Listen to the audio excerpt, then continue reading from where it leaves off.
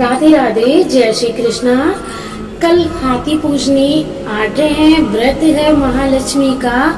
सभी सुहागिन महिलाएं इस व्रत को करती हैं, नियम पूर्वक सभी इस व्रत का पालन करती हैं।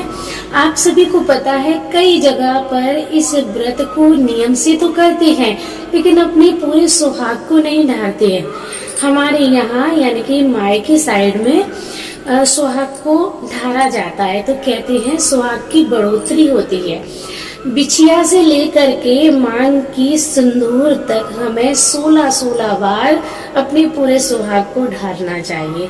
16 बार बिछियों को, 16 बार चूड़ियों को, तोड़ियाँ और मंगलसूत्र और नाक की लौंग, कान के और बिंदी को ये सिंदूर तक ढाला जाता है हमारे यहाँ। तो आप सभी भी इस सोन को जरूर करें।